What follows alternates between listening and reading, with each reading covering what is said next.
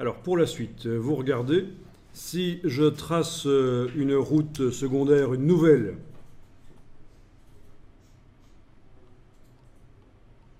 voilà, touche CTRL, je clique.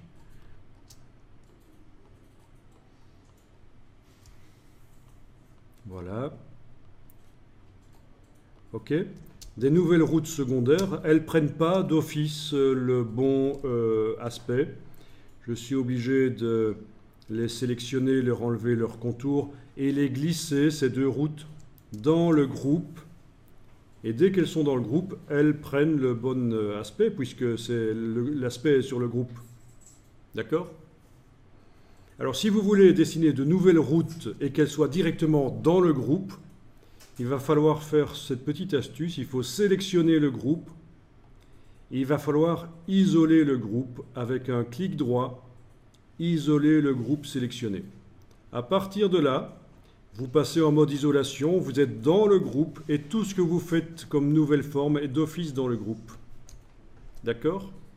Ça, c'est une très bonne astuce et je pense qu'on en avait déjà parlé un peu.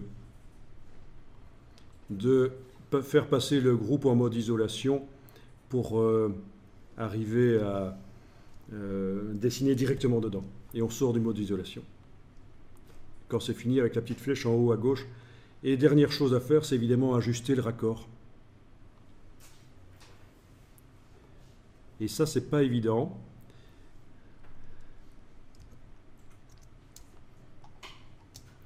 Je vous montre avec la flèche blanche, je suis en train de manipuler les points un par un. Vous voyez ce que je fais ?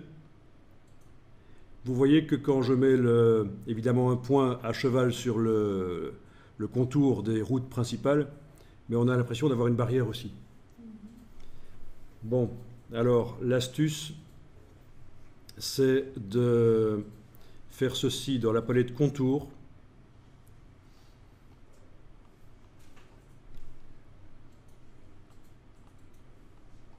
Je sélectionne avec la flèche noire le tracé. Oui, parce que si je suis avec la flèche blanche en train de travailler sur un point, ce que je cherche n'est pas accessible. Donc, flèche noire, je travaille sur le tracé.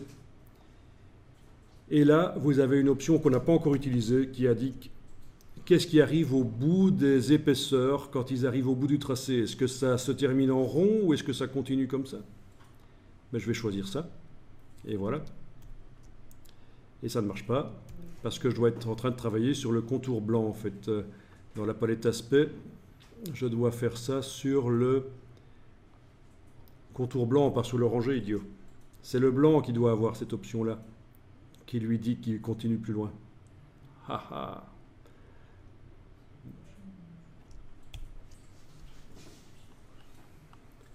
Voilà. Il ne me reste plus qu'à mettre à jour le style graphique pour que ça le fasse partout.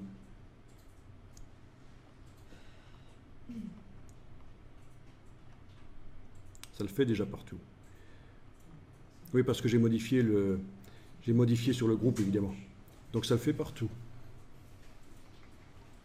Le style graphique devrait être mis à jour grâce à la palette aspect quand même, pour les fois suivantes que je vais utiliser. Donc c'est déplacer ça avec la touche Alt et aller là-dessus, et le style graphique est mis à jour.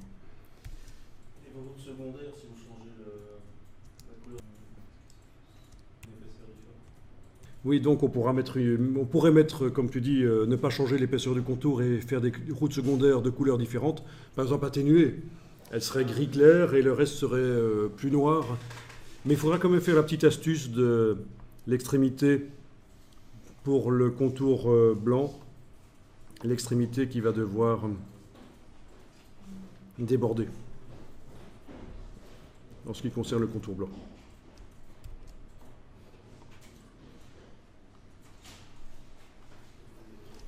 Comme on le voit, je n'ai pas fait déborder l'extrémité du contour orangé, évidemment, parce que sinon, ça pose un problème.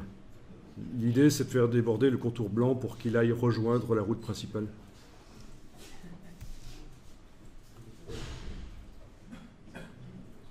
Voilà à quoi ça ressemble quand on le bouge. Donc il va un peu plus loin que l'extrémité du tracé, le contour blanc.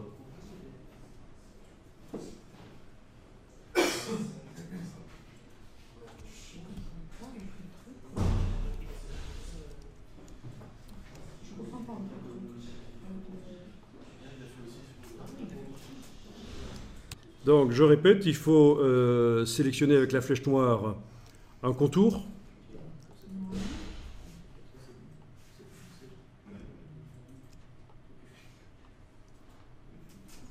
OK. Mais en fait, c'est le groupe qu'on sélectionne avec la flèche noire, mais c'est bon, hein, c'est le groupe des routes secondaires. Il faut préciser qu'on travaille sur le contour blanc, qui est le contour central, et on dit qu'il va déborder au-delà des limites du vecteur. Ça change vraiment rien. Déjà là, mais ça change rien. Donc le problème qu'il y avait chez toi, c'est que sur le calque, il y avait un style graphique qui était appliqué. La cible était grise sur le calque. Le calque route secondaire avait une cible grise. Et donc, quand on chipotait là en dessous, on ne voyait rien du tout parce que c'était caché par le style qui venait du calque. Il ne faut jamais mettre un style, un aspect sur le calque, en fait. Il ne faut jamais que sur un calque, la cible soit grise. Non, mais c'est ça. Et donc, pour supprimer un style qui a été mis comme ça, par exemple, sur un calque, il faut, dans la palette des styles, cliquer là-dessus, réduire à l'aspect de base, ce qui revient au même quand elle est dans la palette aspect, et puis aller enlever le contour, le fond. Et voilà, finalement, la cible n'est plus grise. Ah, c'est pas facile, Illustrator. Hein. Ah, ouais. Quand je dis qu'Illustrator est 2 ou 3 fois plus complexe que Photoshop, vous avez l'exemple ici. Hein.